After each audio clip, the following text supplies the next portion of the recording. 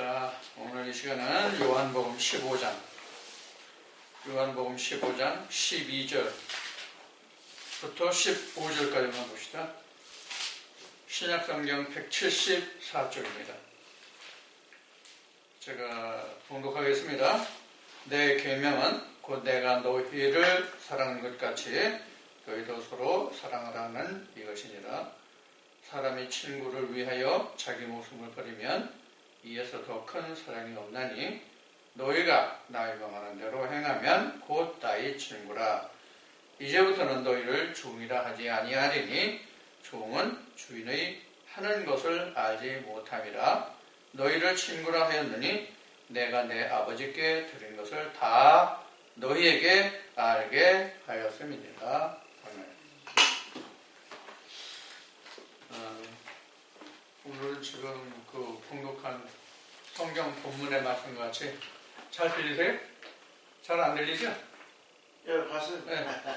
저기 그 지금 요한복음 5장 15장 12절에서부터 15절까지를 봉독했는데요. 이 본문의 그 말씀을 쫓아서 우리가 일반적으로 여기 친구라는 단어가 많이 나오죠. 친구라는 단어가 나오는데 예수님이 그 제자들한테 이러실 때 친구라는 그 말씀을 여러 번 하셨어요. 이 친구라는 개념을 좀 우리가 오늘 다시 한번 음미를 해보려고 합니다. 이 친구라는 말은 세상에서 참 많이 쓰죠. 제가 젊었을 때에 그 중동의 프렌투스 트루에서 그거를 셋업 해주기까지 완성을 해주기까지 한 2년 조금 넘게 있다가 온 적이 있는데 저거 좀 줘요. 그래 지금 없네. 네, 펜 좀 주세요. 다녀온 적이 있는데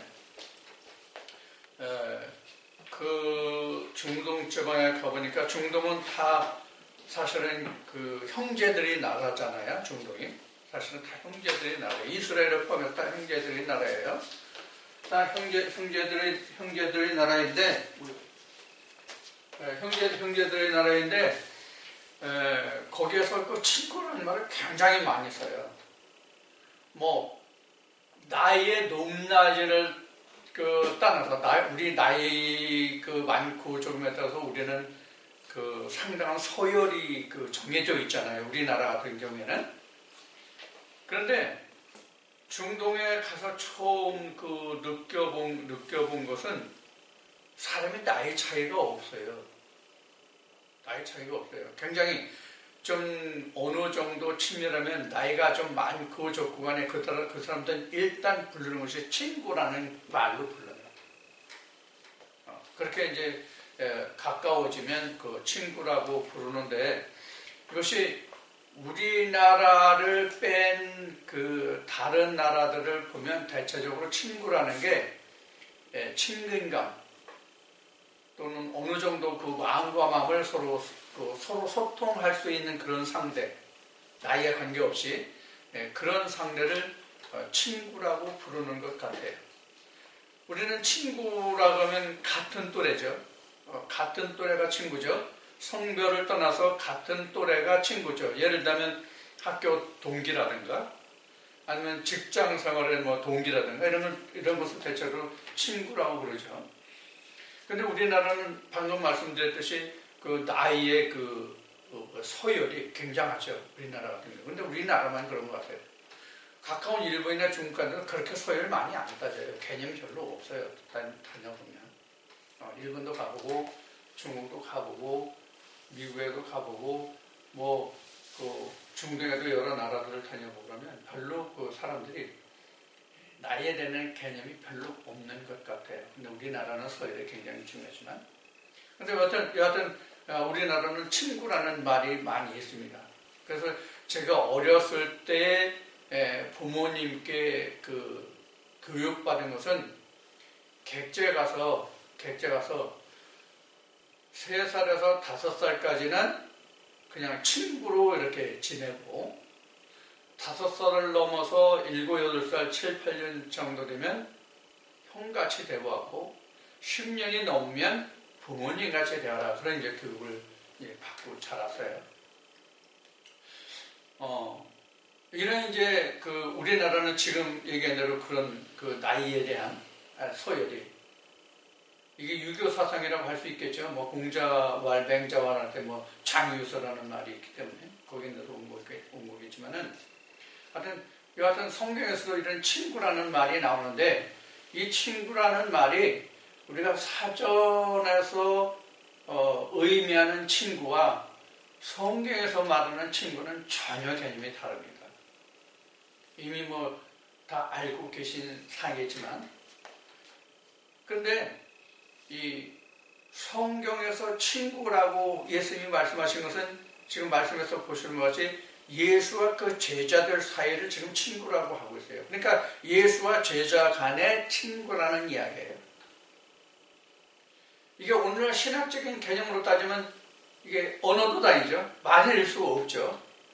감히 사람인 제자들이 신인 예수를 친구라고 한다? 아니죠. 주라고 했죠. 주라고.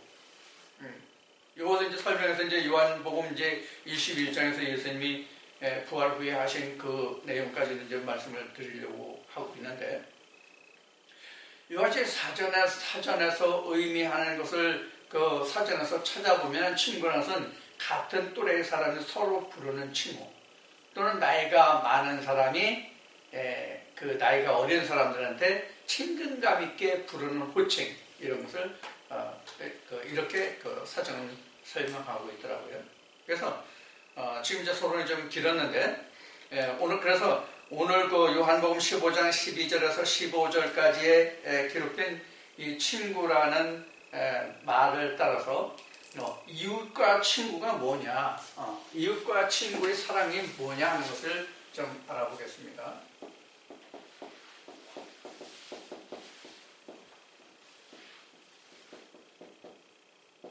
이게 뭐냐면 이웃사랑과 친구의 사랑이에요. 이웃사랑과 친구의 사랑이 과연 무엇이냐 하는 것을 오늘 좀 알아보자 하는 거예요.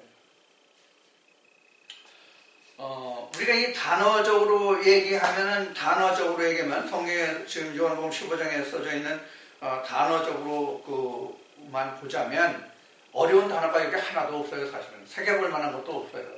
단어적으로 보면. 근데 지금 방금 말씀드렸듯이 여기서 뜻이 지금 친구의 사랑과 이웃의 사랑이거든요. 이것을 좀 알아보려고 해요. 이 사랑도 성경에 나오는 사랑의 단어도 사실은 두 개가 나와요. 두 단어가. 가장 잘 아는 게 우리가 아가페라는 단어를 헬라어를 잘 알고 계실 거예요. 아가페. 이것은 신의 사랑, 하나님이 인간에 대한 사랑으로 설명을 하고 있죠. 그래서 아가페에 대해서는 그 모든 교회에서 신학에서 굉장히 많은 말들을 해요. 그런데 이보다 더 중요한 사랑인 필레오라는 그 사랑을 이야기하는 데는 거의 없어요. 아마 필레오 사랑을 얘기하면 생소하다고 하는 사람들이 많이 있을 거예요. 교회 다니는 사람들 필레오 모르는 사람들 아마 굉장히 많을 것으로 생각을 해요. 이 친구라는 개념이 뭐냐면 사랑이라는 개념과 같습니다. 개념 자체가. 그래서 이 친구라는 그 헬라어의 어원을 보면은 이게 필로스인데 친구가 필로스인데 이 필로스가 동사형이에요. 친구가 되다예요. 친구가 되다.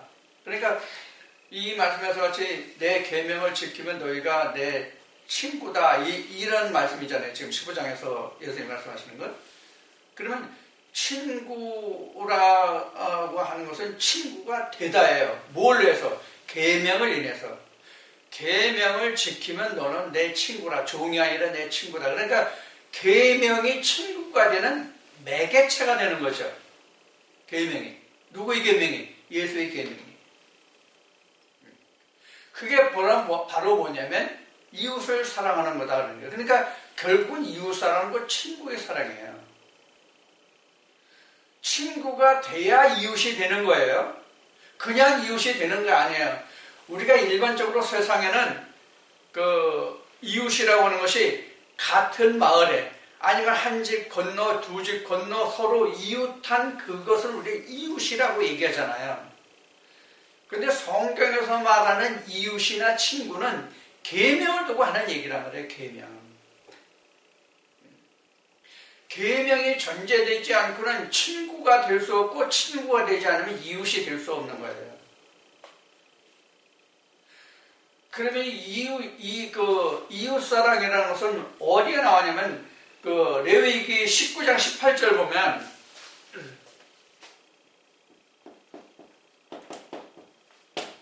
여기 이웃이라는 말이 나올 거예요. 여기 이웃이라는 말이 나올 거예요. 이웃 사랑하기를 내 몸같이 하라. 사실은 십계명에 나와 있다고 우리가 흔히 이야기하지만 복음서에 보면 네가 계명을 어떻게 들었고 어떻게 배웠냐 이렇게 묻죠. 그래서 이제 내 이웃을 내 몸같이 살아라 이러는데 이 첫 이웃 사랑이라는 것이 레위기 19장 18절에 나옵니다. 레위기 19장 18절에 나와요. 사실은 계명상에는 다른 계명상에는 없어요. 레위기에 나와요. 그러면 레위기가 어떤 말씀이라고 우리가 그 정의를 내릴 수 있어요? 레위기를 제사장 기록이에요. 이거는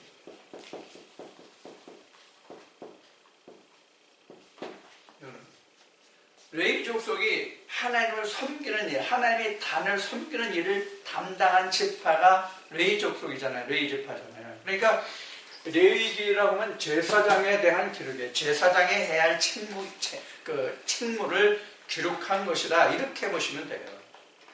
레위기는.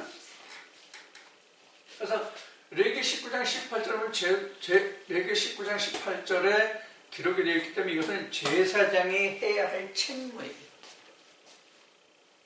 제사장이 할 책무예요, 사실은. 그러니까 제사장은 내 이웃을 내 몸과 같이 사랑하라 그런 얘기죠. 그럼 우리가 이 레위기에 기록이 되어 있고 지금 신약에 이르러서 예수님이 하신 내 이웃을 내 몸과 같이 사랑하라. 첫째 계명도 그렇고 둘째 계명도 그렇다라고 지금 15장에서 요한복음 15장에서 지금 말씀해 주셨는데 다른 말씀도 많이 나와요. 복음서에 보면 복음에도 나오고 요한복음에도 나오고 크게 따지면 그냥 복음서라고 얘기하죠. 자, 그래 이렇게 나와요. 그럼 이 말씀이 어디서 나왔는지를 우리가 알아야 돼요. 어디에서 나왔는지를 알아야 돼요. 이게 이런 거예요. 우리가 흔히 말하는 모세가 하나님께 십계명을 받잖아요. 그럼 돌판이 둘이죠. 그죠? 십계명이 돌판이 둘이에요. 그래서 첫 판에는 이렇게 된 거예요. 그 다음에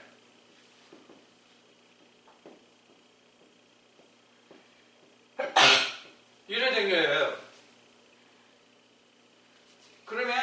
그러면 지금 여기는 백성들이라고 볼 수 있고요. 여기는 제사장이라고 볼 수 있어요. 계명상이 이래요. 그래서 그 1계명에는 나 외에 다른 신이 없다. 그래서 다른 신을 섬기지 말라. 이렇게 쭉 해서 나오죠. 그 다음에 이게 네 부모를 공경하라고 데려 나오죠.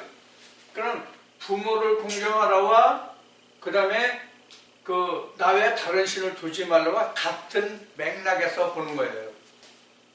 같은 위치예요. 그러니까 사람에게 있어서는 부모가 하나님과 같은 존재고 인간을 보면 인간 전체를 놓고 보면 하나님이 아버지와 같은 부모와 같은 존재고 이제 그런 형식이에요. 그래서 이렇게 됐죠. 그래서 요 둘이 사실은 이웃이에요. 이 1계명에서 4계명까지는 제사장의 동목이거든요. 제사장이 하나님을 섬기는데 백성들이 거기에 참여할 뿐이란 말이에요. 자, 무슨 얘기냐면 제사장이 하나님을 섬기는데 자기 것으로 섬겨요? 백성들이 드리는 소제물로 하나님을 섬겼단 말이에요. 그때 당시는 소제물이라는 것은 땅의 소산을 얘기하는 거예요. 땅의 소산으로 하나님을 섬겼어요. 그러면 땅의 소산물로 제사장에 가져오면 제사장은 그들이 소제물과 함께 하나님께 어떻게 나왔어요? 자기가 가지고 있는 하나님의 계명, 소금의 언약과 함께 가지고 갔단 말이에요. 이게 레위기 2장 13절에 기록된 말씀이에요.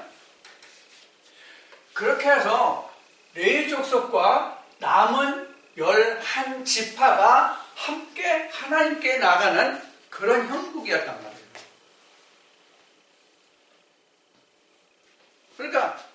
그러니까 이 십계명 자체가 하나님이잖아요. 십계명 자체가 하나님이에요.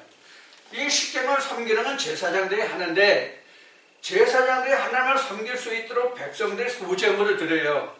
소제물 플러스 제사장의 하나님의 말씀과 함께 하나님 앞에 나간단 말이에요. 이게 신령과 진정이에요. 구약때는. 구약때는 이게 신령과 진정이에요.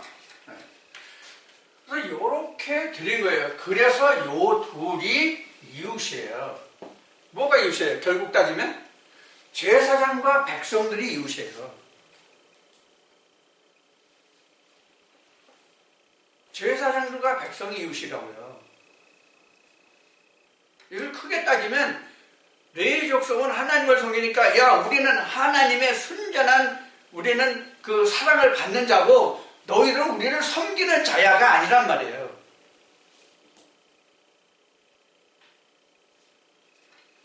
하나가 돼야 된다 그런 얘기예요. 하나가. 근데 오늘 교계를 보면 어떻습니까? 아 내가 거룩한 하나님의 기름 발리는 종인데 감히 어디에 이런 식으로 하면 안 된다는 얘기예요. 하나가 되는 거지. 하나가 된다는 개념이 뭐냐면 친구예요. 무엇으로? 계명으로. 그래서 이렇게 되잖아요. 자, 이렇게 된다는 게 뭐냐면 이스라엘 백성들의 같은 형제지만 같은 아브라함의 씨에서 난 야곱의 12지파들이지만 레위 족속은 하나님을 섬기고 나머지 11지파는 뭘 했냐면 땅을 직영했단 말이에요. 땅을 기경하고 땅을 경작해서 살았단 말이에요. 그러면 나머지 11지파는 같은 배에서 나온 형제라 할지라도 레위 지파에게 11조와 헌물을 드리고 이들은 그곳을 받아서 하나님을 섬기고 이렇게 됐잖아요. 자, 그러면 이 12지파가 사실은 13지파가 됐죠. 이때는요. 왜냐면 요셉이 두 지파목을 받았기 때문에 그래요. 자, 그래서 레위 족속을 하나님을 섬기는 제사장 지파에 넣었기 때문에 결국 여기 남는 게 12지파가 남죠. 나머지가 12지파가 남아요. 12지파가 남아요. 자, 이렇게 해서 이 12지파와 레위 지파가 합하면 13지파가 되는데 하나님이 그 모세를 통해서 말씀하시기를 레위 족속은 나를 섬기는 자가 돼서 그들의 지파와 별도하고 이들은 하나님의 반열에 놓으셨단 말이에요. 하나님이. 이 사람은 하나님의 반열에 놓아졌단 말이에요. 레위 족속. 물론 이들 중에서 제단을 섬기는 자와 성막을 섬기는 자와 그 분류가 많이 됐죠. 그래서 아론 자손은 이 성전 안에서 그 법궤를 담당하는 그런 자들이 됐죠. 그래서 법궤 내구팅에 아론의 그 아들들이 동서남북을 차지하게 되죠. 이건 이제 민수기 1, 2, 3장에 이제 기록되는 내용이에요. 자, 이렇게 해서 하나님 앞에 나가는 뭐를 삼았어요? 표를 삼았단 말이에요. 이렇게 해서 하나님 앞에 나갔어요. 그래서 지금 이 레위 지파는 하나님을 섬기고 나머지 지파들은 계명을 지키는 자들이 됐어요. 자, 그런데 여기에서 온 것인데 예수님이 오셔가지고 맨 먼저 입을 열어 말씀하신 것이 뭐예요? 우리는 마태복음 5장에서 나오는 산상수훈이죠.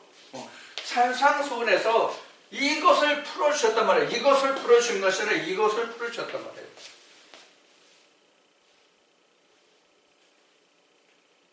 그래서 어떻게 했어요?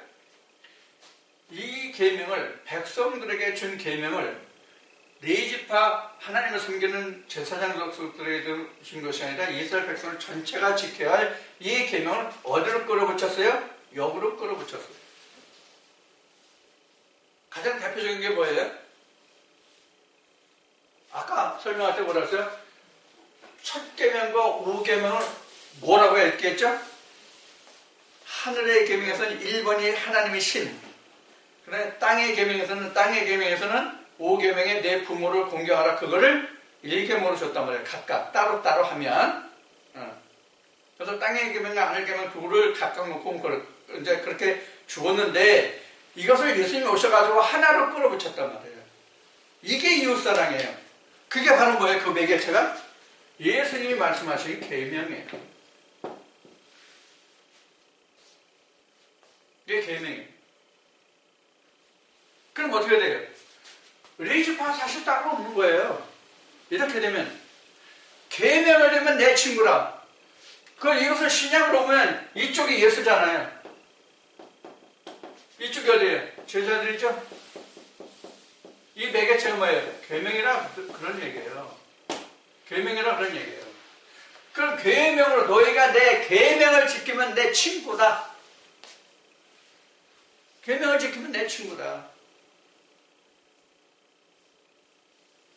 그러면서 예수님이 하시는 말씀이 종은 그 집에 들어가지 못하되 친구는 들어간다. 그럼 친구가 그 집에 들어갈 수 있습니까?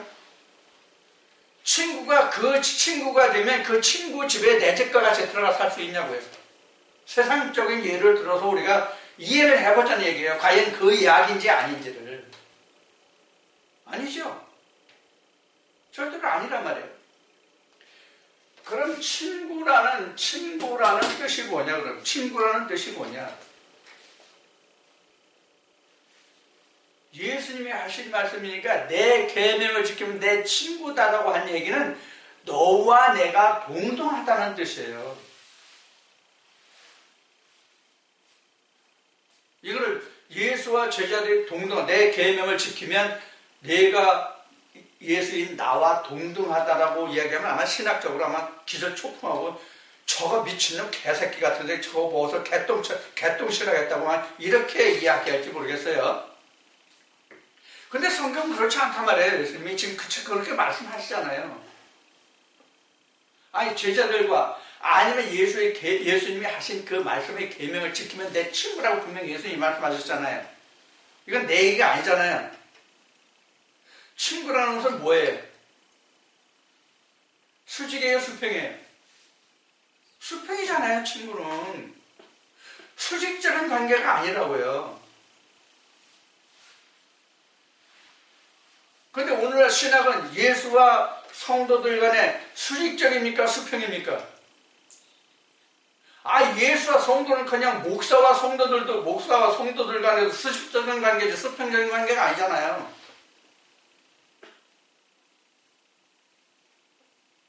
이 동영상을 들으시는 분들은 다만 그렇게 수긍하실 거예요. 우리 좀 세상에 속된 말로 얘기하면 목사 타고 올라가는 사람 있습니까? 목사 타고 노는 사람 있냐고. 세상에 속된 말로. 타고 논다는 얘기가 뭐예요? 맞먹는다는 얘기잖아요. 일반 교회에서 목사하고 맞먹는 사람 있어요? 장로 맞먹어요? 목사하고 실컷 농담하고 같은 그런 친구같이 지낼 수 있는 그런 사이가 되냐고요. 안 됩니다. 절대로 안 됩니다. 그런데 예수님은 지금 말씀해서 그걸 터놓으셨잖아요. 무엇으로? 계명으로.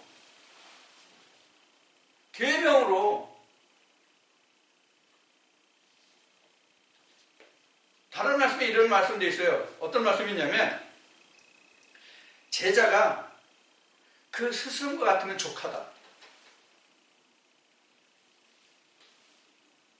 그럼 그 스승은 누구를 말하는 거죠? 예수 자신을 말하는 거잖아요. 계명을 가리키고 증거했던, 그걸 우리가 일반적으로 복음이라고 얘기하죠. 예수님 복음이라고 얘기했고, 그 계명 자체가 복음이잖아요. 그 복음으로 함께하면 친구예요. 다만 이건 있어요. 먼저 된 자와 나중된 자. 무엇으로? 하나님의 계명으로 먼저 하나님의 계명 안에 들어온 자가 있고, 그 계명을 해서 그 뒤에 온 자가 있어요. 세상적으로 따지면 선후배의 관계는 되겠죠. 선후배의 관계는 되겠죠. 그러나 하나님 안에서는 수직적인 개념이 아니라 수평적인 개념이기 때문에 선후배의 개념도 없다.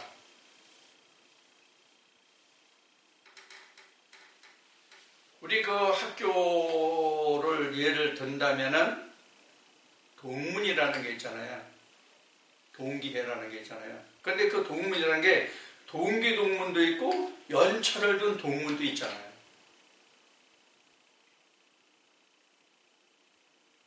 연차를 둔 동문이라고 하는 것은 수평적인 계열이라 수평적인 그 수평선상에서 보는 것이라면 동기, 동문, 뭐 이렇게 서열을 따지는 그거는 수직적인 개념이라고 그래요. 몇 기. 동문인데 몇 기 동문이다. 이렇게 하면 수직적인 개념이잖아요. 그런데 하나님 안에서는 형제다, 이웃이라는 개념이 어떻게 되냐면 이런 거예요. 지금 우리가 사는 시대는 지금 2000년이잖아요. 2000년이죠. 그냥 간단히 따져서. 그러면 아담 때부터 해가지고 BC가 끝나고 AD가 시작됐잖아요. 그럼 아담부터 시작해가지고 여기까지 수직적인 개념으로 보면 벌써 수천 대가 이르렀어요. 그렇죠? 그래서 성경에는 아담부터 시작을 해가지고 마태복음 1장에서 정리하는 것을 보면 60대까지 증거가 돼요. 이게 이제 일주일의 개념과 같은 거예요. 자, 이렇게 되는데 하나님 안에서는 어떻게 되냐면 이 개념이 없어요. 수직적인 개념이. 하나님에서는 절대로 수직적인 개념이 없어요. 무엇으로 인해서? 계명을 인해서. 자, 아담 위에 누가 있어요? 하나님이 계시죠? 근데 오늘날도 하나님이 계시죠? 내가 있어요? 나라는 무수한 개체가 있잖아요. 옛날에나 BC나 AD나 장차나 현재나 무수한 나라는 개체가 있잖아요. 그러면 하나님의 계명이 이렇게 임하면 계명으로 지금 예수님 요한복음 그 19장에서 말씀하신 대로 내 계명을 지켜 행하면 내 친구다라고 하는 그 계명을 따라서 친구가 됐다면 하나님이 뭐가 돼요? 아들이에요.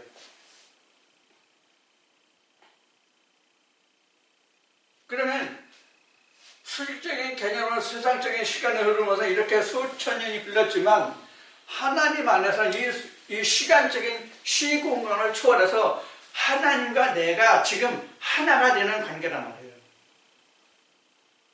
하나님과 내가 하나가 되는 관계예요. 그러면 좀 더 진리를 배워서 말한다면 예수가 하나님의 아들이죠. 근데 바울이 빌립보 교회에 편지한 것을 보면 그는 하나님의 본체라고 그랬죠.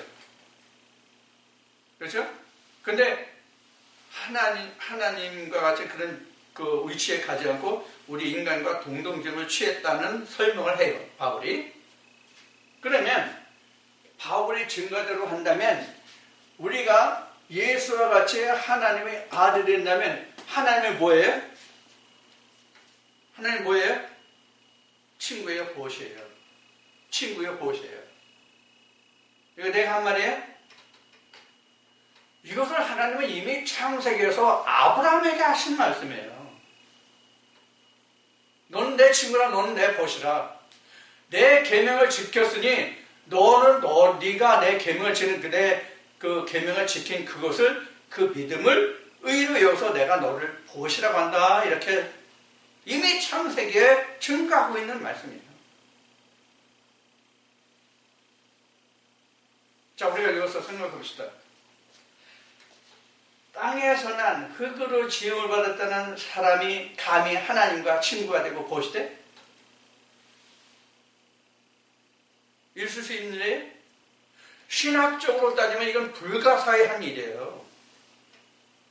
신학으로 따지면 불가사의한 일이지만 성경을 놓고 말하면 되는 일이에요. 확실히 그렇게 돼야만 되는 일이에요. 반드시 그렇게 돼야 하는 일이에요.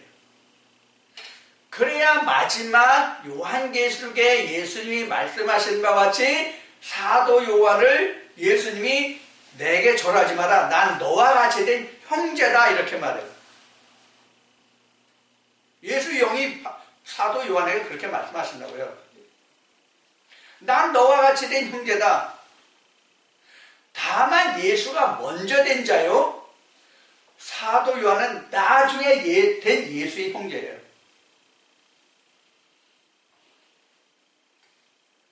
지금은 형제라고 해야 형제 또는 남매 해봐야 지금은 하나 둘 우리 같은 경우는 세 놈이나 있지만 지금은 기껏해야 하나 아니면 둘이잖아요. 근데 우리가 자라던 50년대 이때 40년대 후반에서 50년대에 태어난 그 사람들의 경우에는 형제가 보통 7 아니면 9이에요. 기본적으로. 적은 데가 5. 보통 5형제, 5남매, 7남매는 9. 또는 딸을 낳으려고, 딸만 낳아서 아들 낳으려고 하다 보니까 11, 13까지 있었어요. 자, 형제라는 개념이 뭐예요? 한 아버지, 한 어머니에서 낳았다는 뜻이잖아요. 한 아버지와 한 어머니에서 낳았다는 뜻이 형제란 말이에요. 그럼 계명이 누구의 것입니까? 하나님이죠. 그래서 하나님의 아버지가 되는 거예요. 그래서 하나님의 아버지가 되는 거예요. 왜? 아버지라는 뜻은 씨를 가져서 씨를 주는 자가 아버지잖아요. 부부지간에는 씨를 주는 자가 남편이고 씨를 받는 자가 아내지만 부모와 자식을 보면 남자와 여자를 보면 씨를 가진 자가 아버지고 씨를 받는 자가 어머니란 말이에요.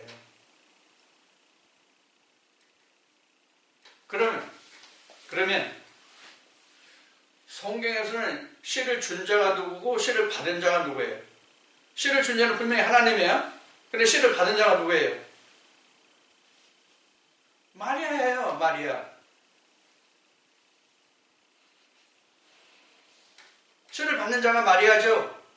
그래서 예수를 낳죠. 그럼 마리아의 시작이 어디예요? 마리아의 시작이 어디예요?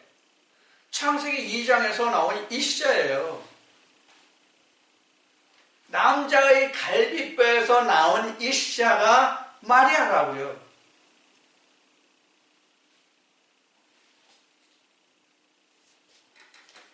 그 이 시자가 창세기 4장에서 아담이 뭐라고 불렀어요? 뭐라고 했어요? 네? 성경을 안 봐서 잘 모르겠네. 성경을 모르는 어떻게 성경을 말하는지 모르겠네. 네? 그래서 모든 자에게 생명을 주는 어미라는 뜻으로 사용된 단어가 뭐예요? 하와죠? 예. 네. 하와가 마리아예요. 하와가 마리아.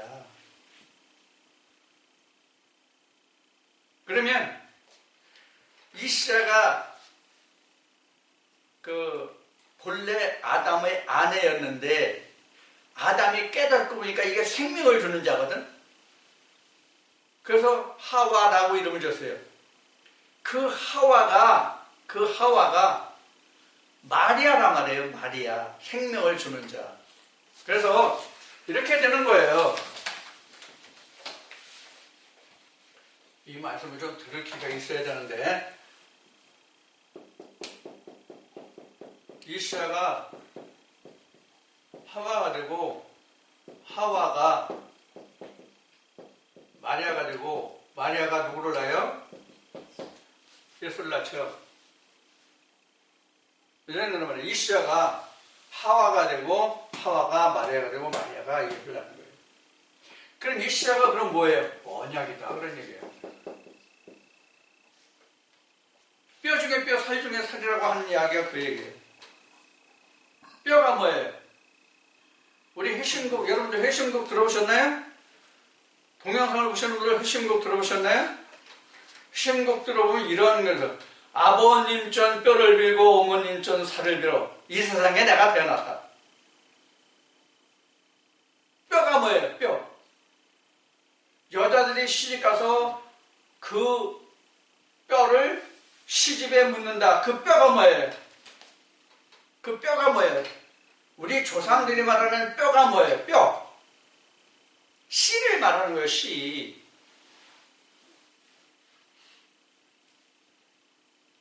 그래서 우리 조상들은 여자가 시집가면 너는 어느 집안에 뭐가 됐다. 뼈가 되는 거예요. 그래서 뼈는 씨를 얘기하는 거예요. 우리 이런 얘기, 저거 뼈대가 있는 집안, 저거 뼈대가 없는 집안이라 저 모양 저 꼴이야. 이런 얘기 들어보신 적이 있을 거예요. 그 뼈대가 뭐예요? 씨를 두고 하는 얘기예요. 줄기 그 씨를 두고 하는 얘기예요.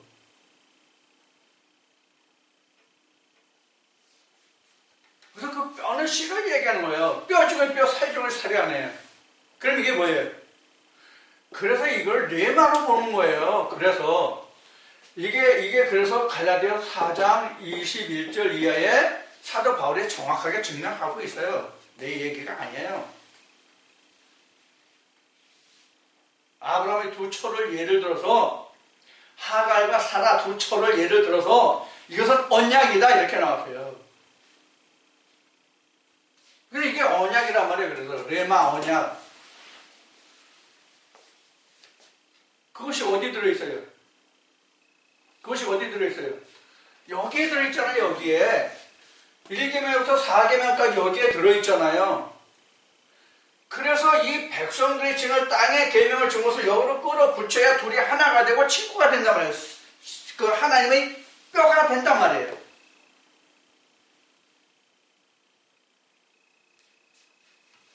그래서 여기가 여자라면 1계명에서 4계명은 남자예요.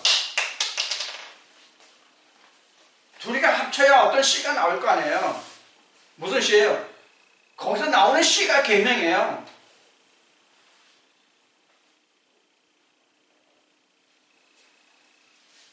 그 계명을 통해서 지금 말하는 바와 같이 이런 하나님의 아들이 되는 뭐가 나와요? 권세가 나오는 거예요. 여러분 1, 2, 3장 쭉 보면 그런 말씀이 나오잖아요.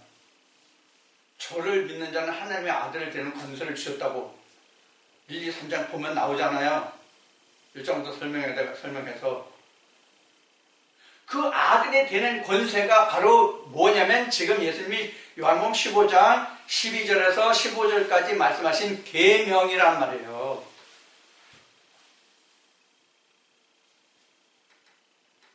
근데 계명이 두 가지가 있잖아요. 계명이 몇 가지가 있다고요?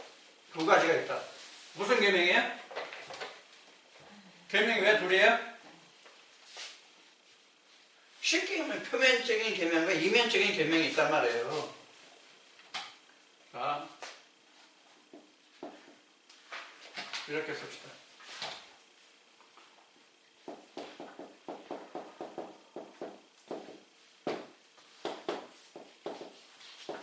간단히 얘기하면 율법, 그 다음에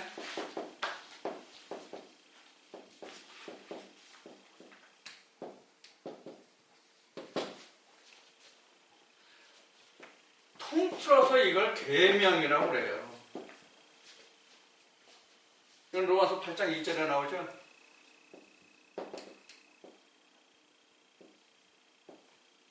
로마서 8장 2절에. 근데 우리가 율법이라고 하면 언뜻 떠오르는 게 뭐를 떠올려요? 모세경을 떠올리죠? 적어도 이 동영상을 보시는 분들은 율법 하면 이런 개념에서는 제발 좀 벗어나셨으면 좋겠어요. 율법 하면 여러분들은 성경 전권을 기억하십시오. 성경 전권이 율법이고 이 율법 안에 생명의 성령의 법인 예수가 들어있다. 이렇게 좀 이해를 해주셨으면 좋겠어요. 그래서 전에 한번 얘기했죠. 율법을 간단히 풀어서 얘기하면 지우슬로다. 유대인의 법이다. 그럼 뭐가 유대인이냐? 하나님의 이름을 부르고 예수 이름을 부르는 자들이 오늘날은 유대인이다. 혈통의 유대인은 이미 하나님이 계수하지 않으신다. 이게 요한계시록 19장 20장에 가면 이게 하나님의 총량 144 규빗이라는 얘기예요. 이게. 자, 그래서 이웃과 친구의 사랑이라는 이와 같은 의미를 가지고 있는 거예요. 그러니까 앞에 맨 모두에 인용하는 그 예를 들어서 말씀드린 게 사전적인 세상적인 그 친구의 개념을 말씀을 드렸잖아요. 그런 개념 아니라는 거예요. 근데 저나 여러분들이나 동영상을 보시는 분들 다 교회 다녀보셨기 때문에 아시지만 이웃이라면 뭘 생각해요? 주변 사람들, 특히 교회 다니는 사람들, 그게 이웃이죠. 그 사람들 사랑으로 그러죠. 그렇게 할 수 있어요? 이 예배 전에 며칠 전에 지난 추석 명절을 얘기했는데 추석 명절에 그 자식들 노는 꼴도 며칠 되니까 눈에 거슬리는데 이웃을 내 몸같이 사랑한다고? 개뿔 같은 소리지 진짜.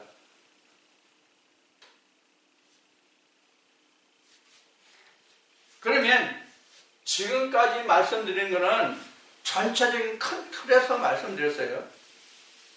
전체적인 큰 틀에서 말씀드렸어요. 이것을 작게 추려서 소책자, 생명책으로 얘기해 봅시다. 작은 책으로 얘기해 봅시다. 즉, 내 안에서를 얘기해 보자고요. 이게 뭔가?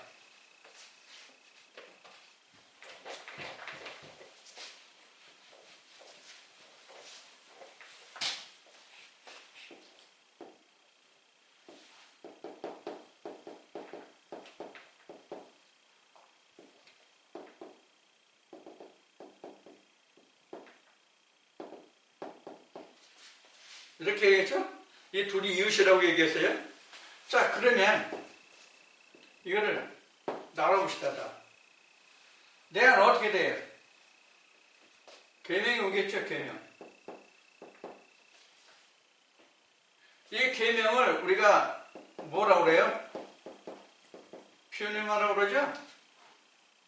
계명을 퓨뉴마라고 그래요. 그러면 이 계명을 지킬 자가 누구예요? 나중에 있는 뭐예요? 푸시케죠? 푸시케가 지켜야죠? 네. 푸시케가 합쳐져야만 어떻게 돼요? 하나가 되는 거예요. 그죠?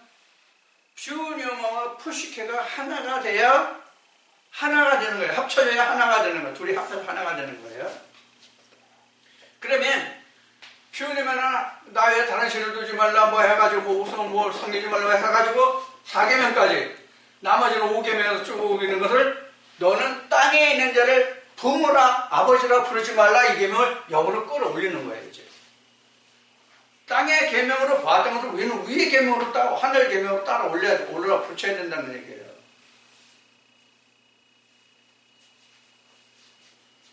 자, 그러면 이걸 구약되죠. 이렇게 봤던 구약되죠.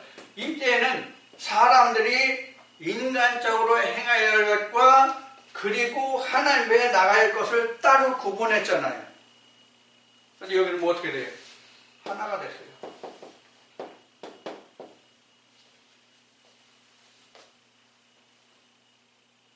이게 바로 친구라는 개념이고 이웃이라는 개념이에요. 그럼 어떻게 돼요? 영은 나의 푸시케는 표현이 말로 서로 사랑하는 관계가 돼야 돼요. 하나가 돼요. 그렇지 않으면 그렇지 않으면 38선이 더욱 넓어지는 거죠. 38선이 더욱 넓어지는 거죠. 근데 실제로 넓어져요? 내 마음 안에 다 있는데 하나가 안 되니까 먼 거예요. 세상에 있는 말 같이 거리가 먼 것이 아니라 마음이 멀다. 마음이 푸시케가 영과 함께하지 못하는 것이 먼 거예요. 그래서 이렇게 하는 거예요. 예수님이 찬송가들이죠. 예수님이 내가 내 문 앞에 문을 두드리는데 네가 문을 열어주지 않는다. 네가 나를 사랑한다면서. 이 참 부끄러운 나의 수치다. 이런 찬송이 있죠. 그래서 예수님이 문을 두드린다고 성경에 기록한 거예요. 그 문 두드린다는 건 왜? 퓨니마가 푸시케에게 나 내 집에 가서 살자. 이게 다른 말로 하면 이렇게 내가 너와 함께면 너와 내가 독을 함께 먹는다는 말씀이에요. 이게 계명이에요. 이게 함께 더불어 먹고 마시고 영생이 이른다는 게 계명을 지키면 이런 얘기예요. 자, 이렇게 영과 육이 하나가 되는 거예요. 영과 육이 하나가 되는 게 바로 뭐냐면 이웃이 되는 거고 그게 사랑이에요. 그럼 사랑의 결론이 뭐예요? 사랑의 결론이 뭡니까? 영생이에요. 영생. 사랑의 결론이 영생이에요. 그래서 사랑의 결론이 영생인데 이 말씀을 보세요. 이 말씀을 보시면 한번 지금 찾아봐요. 로마서 5장 8절 찾아봐요. 어떻게 기록하고 있나? 로마서 5장 8절 뭐라고 어떻게 기록하고 있는지 봐요.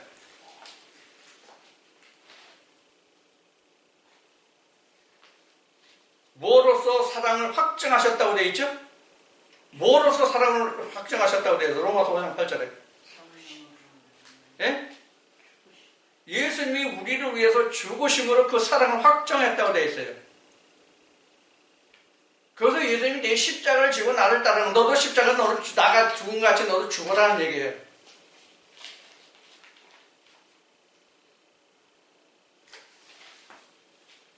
내가 죽으면 뭐가 생겨요?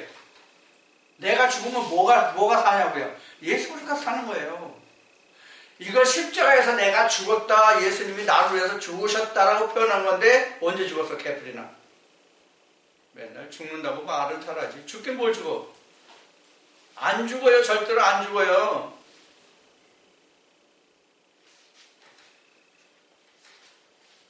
자, 그래서 지금 말씀드린 바와 같이 내가 죽어야만 그리스도가 살아요. 그게 계명을 지켰다 이 뜻이에요. 그게 계명을 지켰다 이 뜻이에요. 내가 죽지 않으면 예수의 계명이 내 안에서 살아 역사할 수가 없잖아요.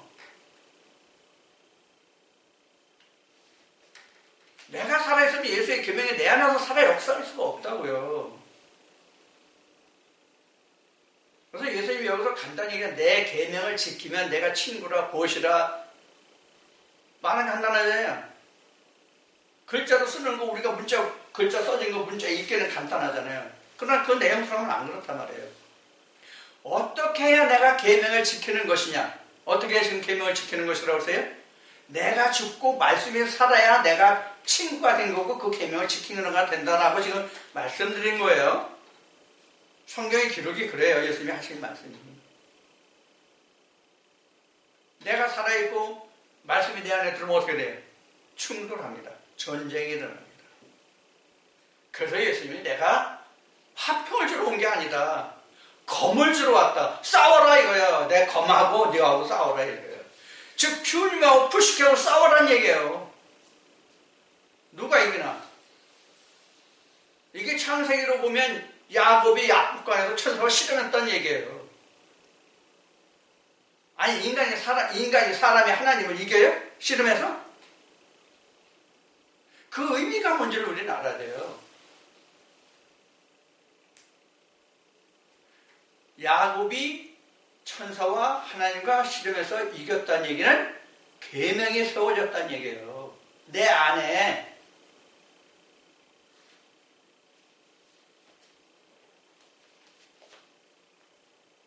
내가 살면 어떻게 돼요?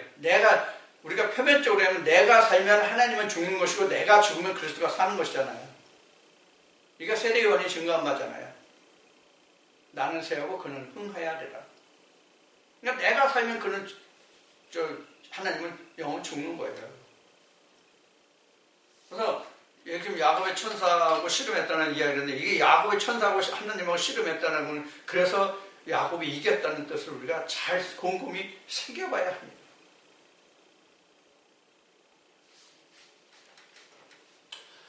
자, 이와 같이 우리가 그 이웃과 친구의 사랑 이거는 말씀에 기록된 것을 지금 설명드렸던 것 같이 바로 무엇을 두고 이루어지는가 하면 계명 하나를 놓고 이루어지는 것이거든요.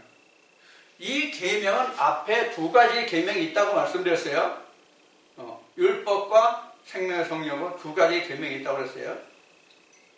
자, 이러한 계명이 다 지켜지고 완성될 때 우리는 예수와 친구가 된다고 하는 것은 하나님과 친구의 보시예요. 그래서 아브라함의 예를 든 거예요. 그렇게 하면 결론적으로 요한계시록에 가서 아버지 보좌에 예수님이 이르신 것 같이 우리도 이룰 수 있는 거예요. 이것을 예수님은 아버지 집에 이렇게 얘기한 거예요. 그래야 우리도 예수님과 같이 아버지 집에 갈 수 있거든요. 이것을 신학으로 말하면 천국을 갈 수 있다 없다예요. 그런데 사실은 천국을 갈 수 있다 없다가 아니라 천국이 내 안에서 이루어진다 아니다 그거죠. 이것도 내 얘기가 아니라 요한계시록 21장은 하나님의 하늘의 장막이 사람에게 내려서 사람과 함께 간다는 말씀이 있어요. 내 얘기가 아니에요. 신에게서는 천국을 간다고 그러지만 천국은 임하는 거예요. 천국이 임하는 것을 알면 요한복음 지금 15장인데 14장에서 너희가 하나님을 믿으니 염려하고 걱정하지 말라. 내 아버지 집에 쉴 곳이 많다. 내 아버지 만약에 가서 쉴 곳이 없으면 있어야 처소를 예비하고 내가 너에게 온다는 말씀이 요한계시록 21장을 알면 풀려요. 그 뜻이 무엇인지. 자, 이와 같이 우리가 이웃과 친구라는 개념은 바로 이 두 관계예요.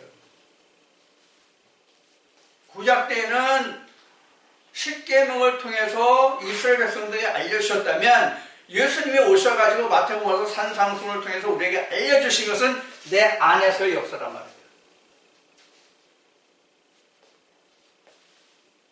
내 안에서 하나님의 계명과 내 계명이 하나가 될 수 있는 것.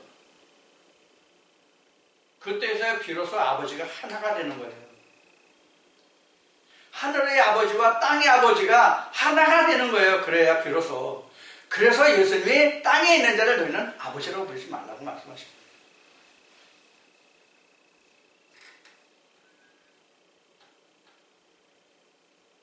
그러니까 우리가 그 말씀을 간단하게 생각하면 사실 지금 앞에 모두에도 얘기했듯이 영국에도 얘기했듯이 이 말씀을 영적으로 뭐라고 따져볼 만한 아무것도 없어요.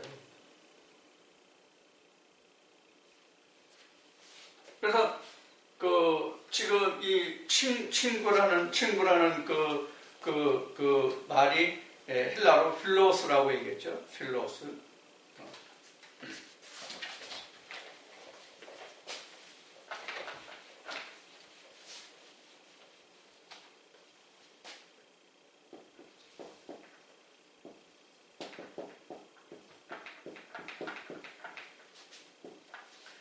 필로스인데 이게 그냥 친구라는 말이에요. 친구라는 말인데 이게 그냥 그 친구라는 그 말인데 친구가 되다죠. 여기서 온 말이 뭐냐면 필레오예요.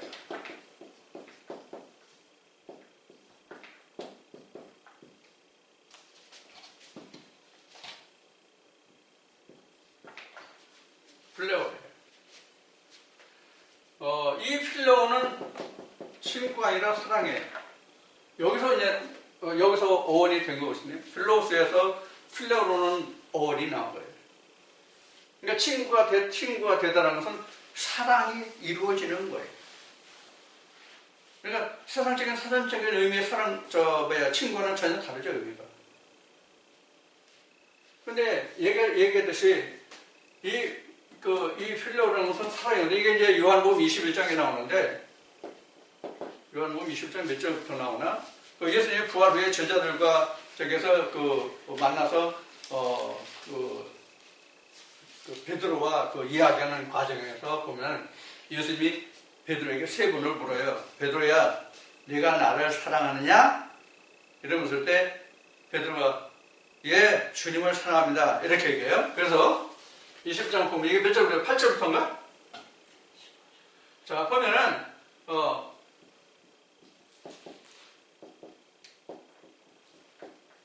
베드로는 예수는 아가페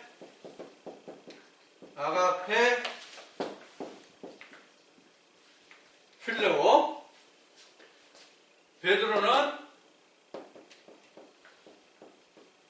필레오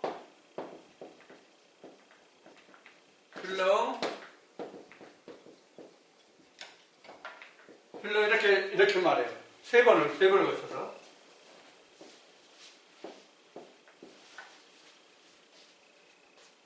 자, 예수님이 처음에 베드로야, 네가 나를 사랑하냐고 사용된 단어가 아가페예요.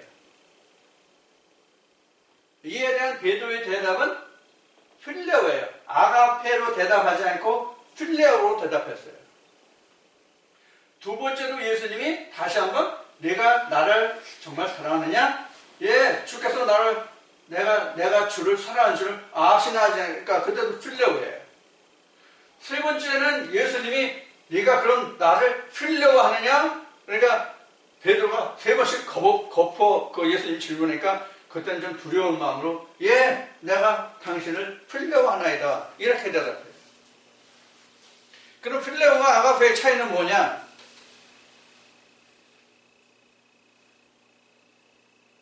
아가페는 이루어질 수 없는 사랑입니다. 아가페는 이루어질 수 없는 사랑이에요. 필레오만 이루어질 수 있는 사랑이에요. 무슨 뜻이냐면 아가페는 논리적 사랑이에요.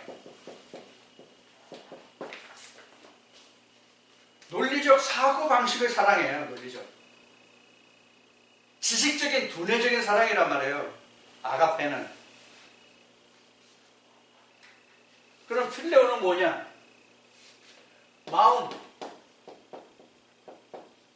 가슴으로 하는 사랑이에요. 여기서 중요한 게 하나 나와요. 예수님이 내 계명을 지키면 내 친구라, 벗이라 이렇게 말씀하셨죠? 이게 나와요. 이게 무슨 뜻이냐면 계명을 지킨다는 뜻이 무슨 뜻이냐면 요한복음 1장 14절에 말씀이 육신을 입다예요. 말씀이 육신을 입은 사랑이 필레오예요. 말씀이 육신을 입지 않으면 아가페예요. 충분히 이해하셨어요? 동영상 들으시는 분들은 오늘 이 말씀을 잘 새기세요. 다시 한번 말씀드려요. 필레오라는 것은 가슴으로, 마음으로 이루어지는 사랑이에요. 이것은 요한복음 1장 14절에서 말씀하신 말씀이 육신을 입은 거예요. 그건 누구의 사랑이에요? 말씀이 육신을 입었으면 누구의 사랑이에요? 예수의 사랑, 하나님의 사랑이에요. 그런데 이 아가페는 논리적인 사랑이에요. 간단히 쉽게 말하면 입술로서는 하는데 마음으로서는 행할 수 없는 사랑이 아가페예요. 그런데 신학의 현장에서는 목회 현장에서 이것을 아가페를 어떻게 요한복음 21장에서 이 아가페와 필레오를 설명하는 자가 극히 적지만 이 설명할 때 어떻게 합니까? 이렇게 설명해요.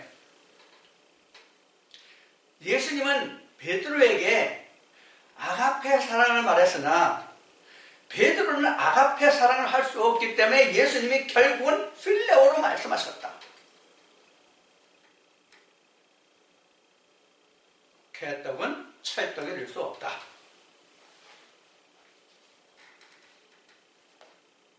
왜 그럼 이렇게 설명할까요? 그 진의를 모르기 때문이에요. 그 속에 들어있는 함의를 모르기 때문이에요.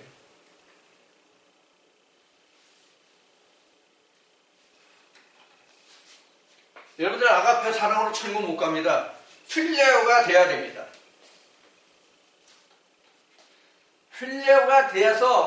필레오가 됐다는 건 말씀이 육신 입은 거라고 말씀드렸잖아요. 그래서 육신을 벗으면 뭐가 남아요? 아가페가 그때 남는 거예요. 아가페가. 이게 I am that I am이에요. 땅으로 난 자가 육체를 벗었을 때 I am that I am이에요. 예수님도 그 육체를 벗은 게 I am that I am이에요. 육체를 입고 있을 때가 I am that I am이 아니에요. 우리도 마찬가지예요. 이게 친구와 이웃의 사랑을 설명하는 거예요.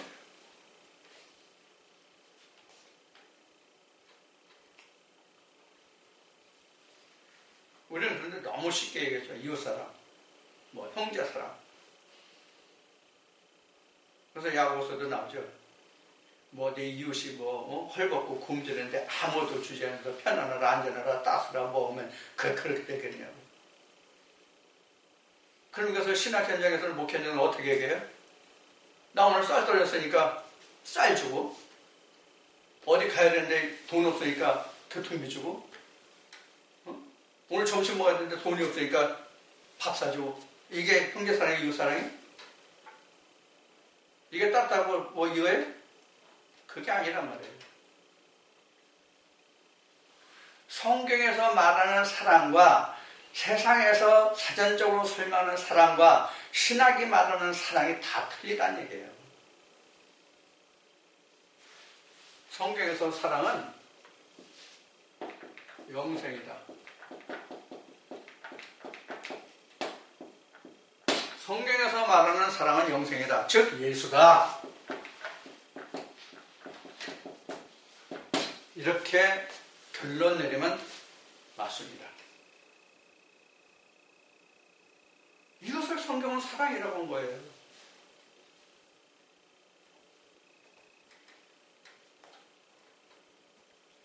그래서 청춘 남녀도 뭐 콩깍지가 씌웠건 뭐가 씌웠건 간에 청춘 남녀가 사랑하면 사랑의 결론이 뭐예요?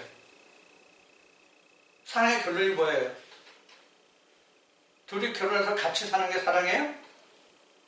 사랑의 결론이 뭐예요? 둘이 하나가 돼서 씨를 내는 거죠?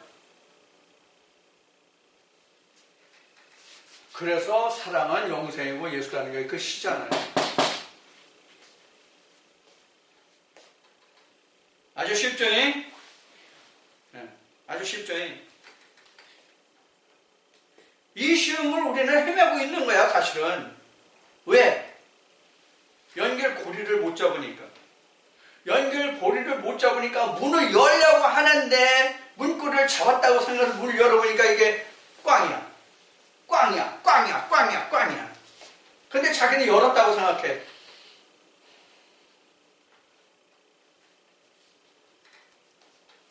그래서 우리는 그 성경을 대하는 안목이 너무나도 다른 거예요.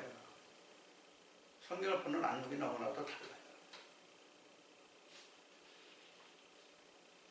그래서 눈치가 있으면 절에 가서도 뭐 생선 투망을 얻어먹는다는 너무 눈치가 없어 우리가.